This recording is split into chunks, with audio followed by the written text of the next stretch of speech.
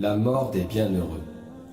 Quand l'ange s'est emparé de l'âme bienheureuse, deux anges, beaux de visage, couverts de vêtements splendides et parfumés d'odeurs exquises, la saisissent et l'enveloppent dans un vêtement de soie pris dans le paradis.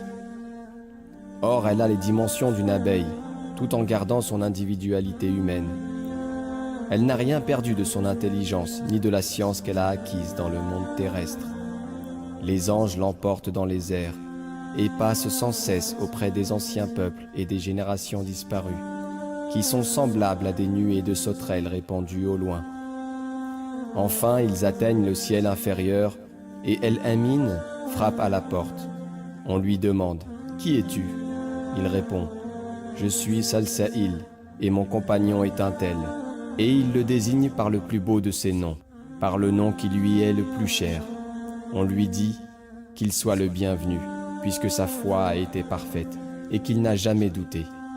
Ensuite, ils arrivent au deuxième ciel et El-Amin frappe à la porte. On lui demande « Qui es-tu » Il répond comme la première fois. On lui dit qu'il soit le bienvenu, cet homme qui s'est scrupuleusement acquitté de sa prière, en observant tous les préceptes qui s'y rattachent. Ensuite, il continue et arrive au troisième ciel, et El-Amin frappe à la porte. On lui demande « Qui es-tu » Il répond comme précédemment.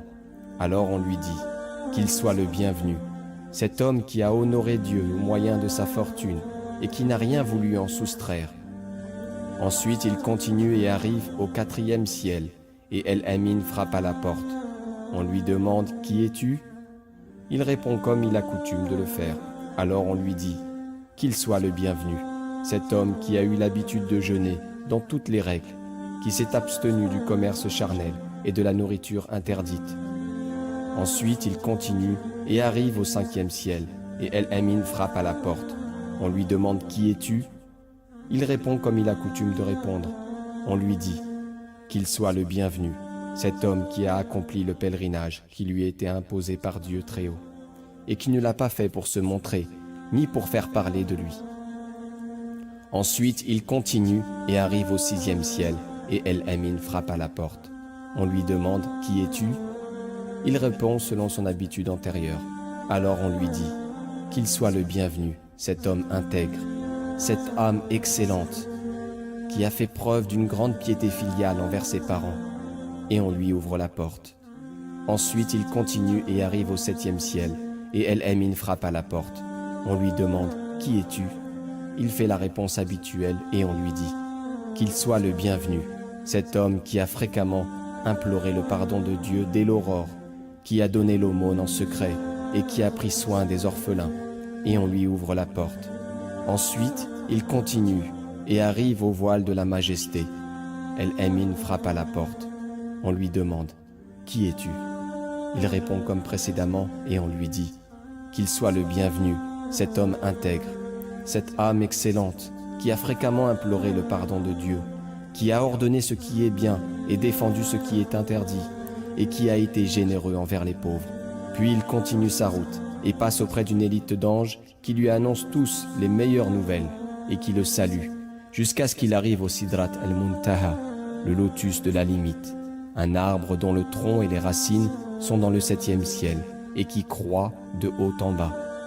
El-Amin frappe à la porte et on lui dit « Qui es-tu » Il fait la même réponse que précédemment et on lui dit qu'il soit le bienvenu, cet homme dont la conduite a été intègre devant Dieu le fort et majestueux. Ensuite on lui ouvre la porte et il traverse une mer de feu, puis une mer de lumière, puis une mer de ténèbres, puis une mer d'eau, une mer de neige, puis une mer de grêle. La longueur de chacune de ces mers est de 1000 ans. Ensuite se déchirent les tentures placées devant le trône de Dieu. Or ces tentures se composent de 80 000 voiles. Chaque voile a 80 000 extrémités.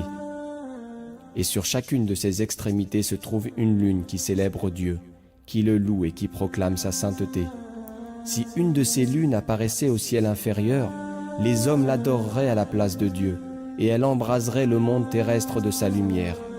Alors un héros, placé derrière ses voiles, en la sainte présence de Dieu, crie à haute voix « Qui est cette âme que vous avez amenée ?» On répond c'est un tel, fils d'un tel. Dieu dit, faites-le approcher.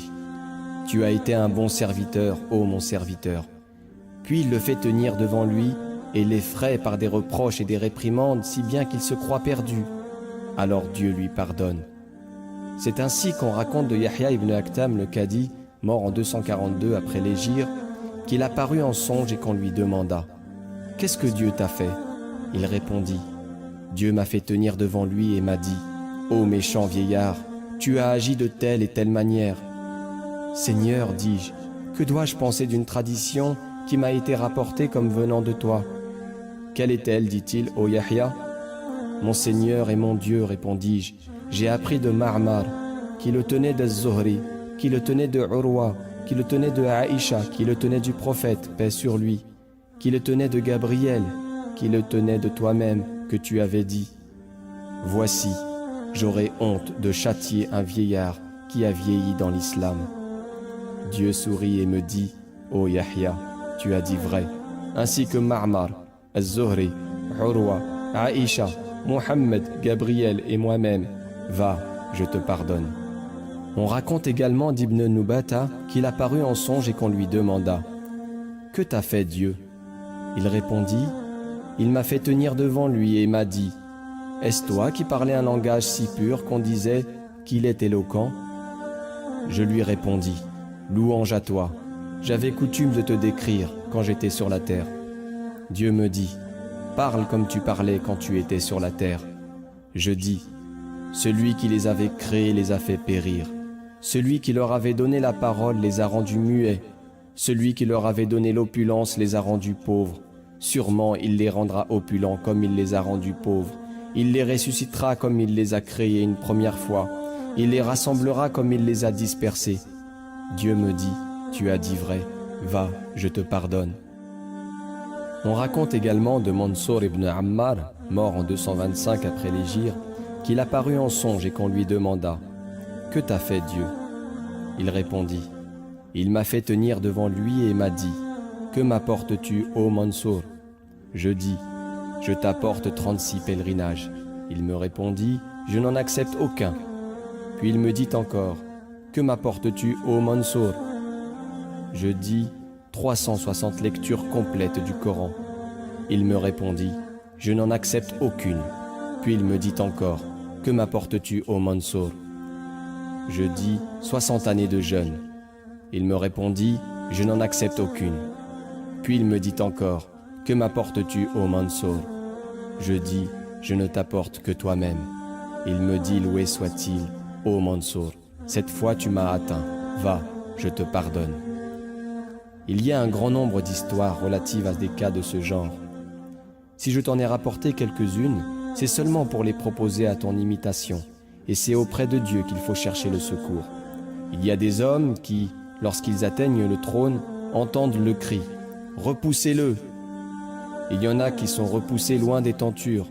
Nul ne peut arriver jusqu'à Dieu, sauf ceux qui le connaissent. Nul ne peut se tenir devant lui, sauf ceux qui appartiennent à la 4e catégorie et au-dessus.